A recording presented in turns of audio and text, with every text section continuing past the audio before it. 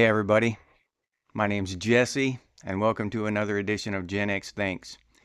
And today I'm going to tell you a story about something that we did when I was in the Army. I was about 21 years old, right in there somewhere. But to start this out, I need to tell you about a squirt gun I had. Now, around that time, there had been some small kids who had been shot by police because they had aimed toy guns at the cops.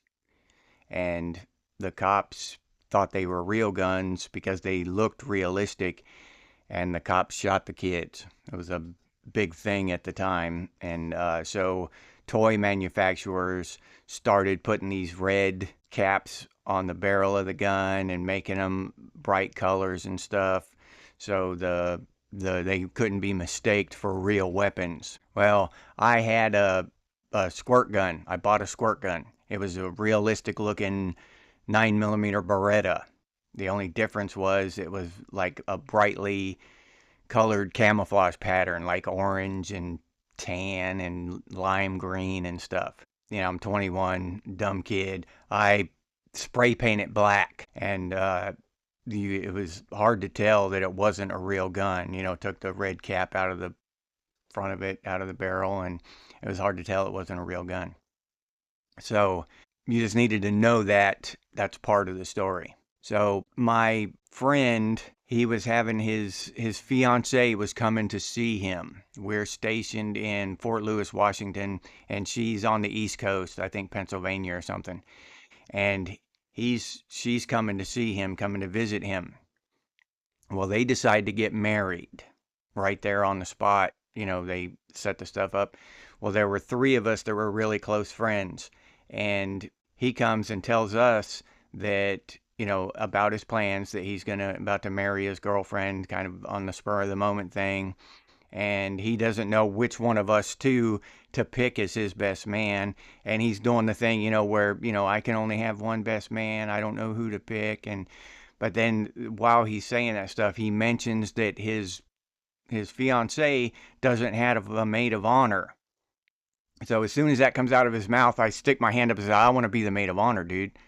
Yeah, I got to do that. That's me. I'll never get another chance to be a maid of honor in my life, ever. You got to pick me. I got to be the maid of honor. You got to let me do it. So he talks to his fiance, and she agrees, and I get to be the maid of honor. So I'm like, what? I'm the only dude I've ever known who's been the maid of honor at a wedding. So maybe a couple of you out there have been as well, but I always thought that was pretty cool. I've been the maid of honor at a wedding. So anyway, that's planned out.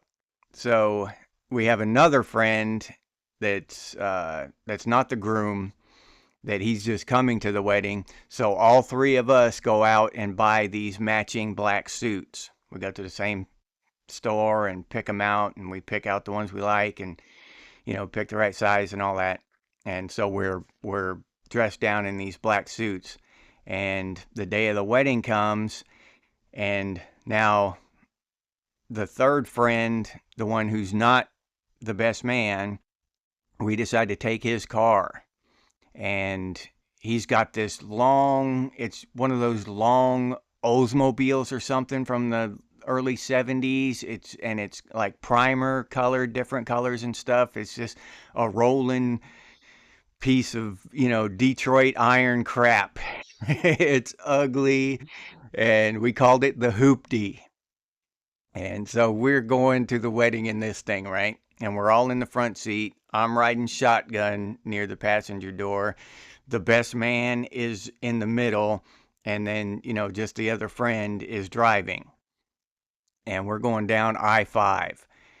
That's over there on the West Coast. We're going down I-5, and we talk. We're just, you know, ignorant kids just trying to be aggravating and stuff. So we get the driver to get in the fast lane and do like 40 miles an hour, right?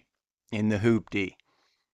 Well, we're going along, and, you know, and we keep telling him, no, you can't do 50 miles an hour in the hoopty. We got to chill and all this stuff. So we're just pissing people off, you know, and it was fun back then. Making people mad was fun. So And so anyway, I'm over there, next to the passenger door, and I just happened to notice this guy pulling up, trying to get past us, trying to get, through the traffic and past us.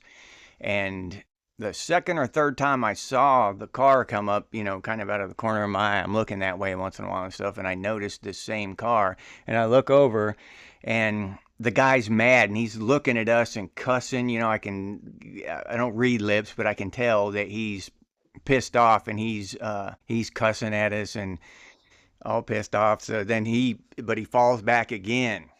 So I tell the best man, I elbow him, and I tell him, I said, dude, I've got this squirt gun here, but it looks like a real gun.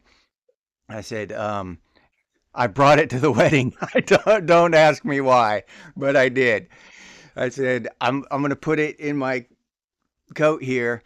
I said, when this guy pulls up again, I'm gonna pull it out and start rolling the window down, and I want you to grab me and try to stop me. Act like you're trying to stop me. All right? So he says, okay, okay. So and that guy does. He pulls up again, and I look at him, and as soon as he makes eye contact with me, I pull that that squirt gun out and hold it up against the window and start rolling the window down. And my buddy reaches over and grabs my arm, and he starts pulling on my arm, and yelling, "Don't do it, man!" Acting like he doesn't want me to start shooting at this guy. So anyway, uh, we're struggling, and I'm acting mad, like, I'm yelling at my buddy, and I'm trying to roll the window down. You can see the window cracking down about that much, and this guy looks, and holy shit, his eyeballs got as big as goose eggs. He just the fear on his face when he realized, that you could see, he looked over, and then the realization hit him of what was going on, the fear on his face, and he jumps on the brakes. And about causes an accident, and we passed, and then he never came up there again. He just stayed far behind us. Which we're lucky that there were no cell phones back then, because he probably would have called the police. We would have been arrested. So that's one of the things that I've done, that I've always been happy that we didn't have cell phones, because yeah, that guy probably would have called the police right away and given them our license plate and everything. We never would have made it to the wedding, but we did. We made it to the wedding. I was definitely the only armed male bridesmaid. Well, I guess I wasn't technically armed I was armed with a squirt gun, but still, it was pretty cool, I thought at the time. And I'll let you go for now. If you enjoyed this video, please like, subscribe, and comment.